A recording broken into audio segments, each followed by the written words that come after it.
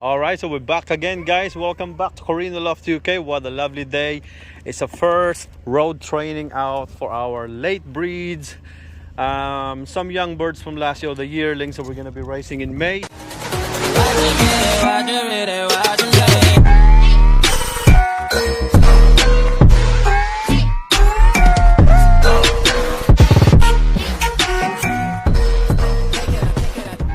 Katie here with us, of course. Yes, she's joined us today, and we are in Thornhill, just up on the hill. It's only about 5 miles air distance from where we live. Lovely view, fantastic. That's where we live down there, 5 miles ish. So it's gonna be really good. So now he's going to release the birds and hopefully they make it home. Ready? Let's go.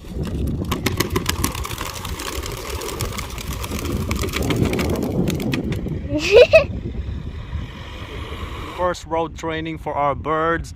What we have here, obviously the young birds that we raced last year, and of course the late breeds. So here we go.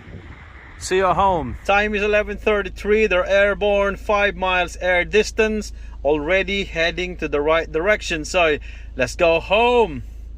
We'll see who comes back. We'll find out. I think me and Katie are lost.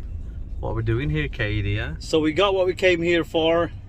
Look at all these grills are gonna be for the floor of our pigeon loft. Really heavy duty. You can't bend it, you can't fold it, you can't cut it without using angle grinder. It's really good, really solid. Katie, thanks for coming. It's a mess in Mummy's car at the moment, so we're gonna get home now, unload the stuff and check our pigeons.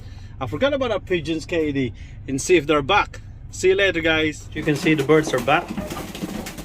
We didn't really check it earlier. Don't know what time they came back. I'll check the CCTV. It's after about 20 to 25 minutes after the release that they came back. It's only 5 miles anyway, so that's telling me they're ready for more. Early training for them. They got pretty hungry. They're looking good, actually. Wow, look at that. So these are the grills that we collected today from Bradford. We're going to be using this for our floors. Obviously we're going to do a few cuts of these and frame it up. It's going to keep our birds clean. We can monitor the droppings much more effectively. Because of our work commitments and our schedule, we're not always able to clean the loft. So we're gonna obviously install this at some point and make life easier for us as well. As you can see, the floor's getting dirty all the time, and their feet are absolutely filthy because of the droppings. So once we've done the grills, it'll be different. I can see a lot of green droppings there at the moment, sign of stress. So obviously with the grills being installed here, we can monitor closely the droppings, because at the moment we're not being able to clean this quite regularly because of work commitments. So that's going to help us a lot, and keeping these birds clean too. We're going to be able to monitor the droppings better, unlike what we have here now. You know, it's just a bit of a mess, really. There's a lot of green droppings, so like I said earlier, it's no good. It's a sign of stress and sickness, but they're eating well at the moment and there's nothing, so none of them are actually in the corner not moving at all, and you know, kind of thing. They're all alert, so I think it's just a sign of stress because I didn't feed them for 2 days. But there you go. Looking forward to it. We're gonna make an effort to do it properly. We're gonna make this section bigger, so we're gonna go half. Our loft is 12 feet by 8 feet wide. So we're gonna do it by we're gonna divide it into 2 sections now, and that's gonna be fantastic for the birds. More space for these warriors here. Let's talk about the V perches here. We're gonna remove them. We're gonna replace them anyway. The flat wooden perch that you see, I see quite a lot of them nowadays in people's lofts. So I actually prefer them now. I think it's cleaner to look at, and it's cleaner for the birds as well. And with this V perch, the droppings actually drop on and let the birds back, so I don't quite like it. Yeah, we're gonna do all of that. And like I said, we're gonna widen this section. It's gonna be half. Let's go and check all the birds out now. I think they're all looking good, looking nice and healthy. Just finished molting, and of course there's no sign of any sickness whatsoever. They all made it back from that 5-mile toss this morning, and we're gonna do a lot more of that at some point, maybe tomorrow. So yeah, we'll look forward to that as well. I know it's a little bit dirty here at the moment, but that'll all change when I put all the grills on the flooring. It's gonna be really good. It's gonna be nice and neat, easy for us to manage. And cleaning wise, well, I can at least clean the loft once a week when I get home on a weekend. So midweek, all I have to do is just check them out, make sure the birds are okay. Currently we have about 27, I think it's 29 birds in here, including the late breeds and the young birds that we raised last season. And also we have at least about 4 2020 birds that we're going to be raising in May for the old birds race. Earlier they started training. It's not their proper training, but I thought I'll give them a go just to you know, give them a good head start.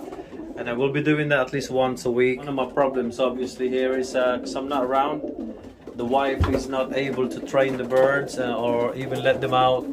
So when I get home, sometimes when the weather is nice, so I'll let them out in the afternoon. But for now, we're gonna try to do a bit of road training with them, take them to work with us, a good old 20-30 miles. In terms of our breeding system, we're not sure if we're actually gonna breed for the young birds. We may be or we may not be on holiday in August. So but anyway, I started pairing them up just now, and we're gonna go through the whole routine of conditioning and everything else, so everybody knows what it involves anyway.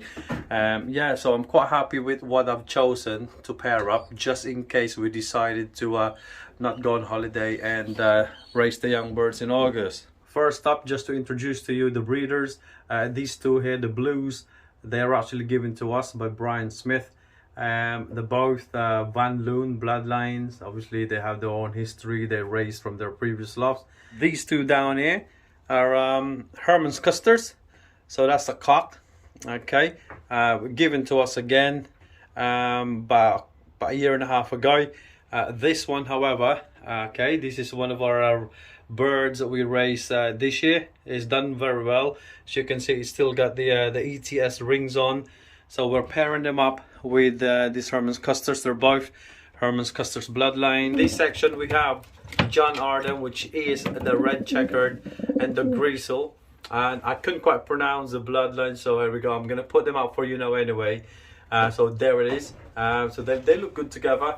And the reason why I paired these two up, I just look at the pedigree, and I'm hoping that it will kind of produce good birds for us in the future as well. And of course, down here, you've seen these birds before many times. This is our pied checkered John Arden, pure lines according to the pedigree. And we have this checkered over there, the dark checkered that we've just been given to us by Brian Smith. It's Van Loon cross Herman's Custard. So hi guys, welcome back. It's been a long day, so we better get a good night's sleep tonight, because our friend Nonilan is driving 3 hours from where he lives up to us. We're gonna go and see Brian Smith to get some more birds. So good night for now, and see you in the morning.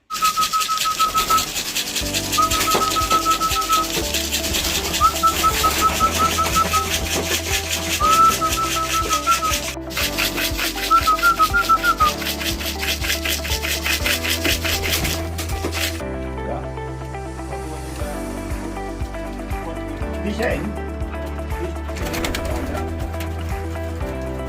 This one or that one?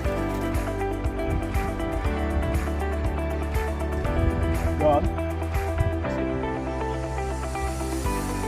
Oh, 241. 241. Yeah.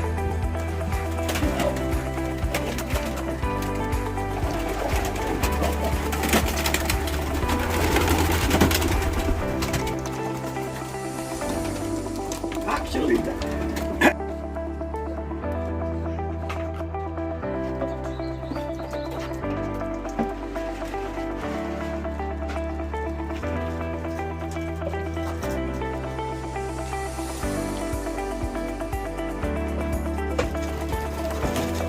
It's been a good day. I'm here with our friend Nondelon from Worcester. Obviously, we got some birds from that loft over there from Brian, and some freebies here as well before we leave. These are cooking apples, so we're taking some. So here we go. The baking time this afternoon. And we went back to Brian's place to get some more pigeons, and guess what? There it is. You can see that that dark checkered bird in there on the right side is actually a full Van Loon bloodline. It's 2008 bird, so we're gonna get as much as we can out of that bird, because it's apparently it's been a really good bird for him. So here we go. I'm gonna find a good pair, good hen for this bird, and we'll find out next year how we go. Wow, this guy just couldn't get enough. First the pigeons, the apples, now accessories. What?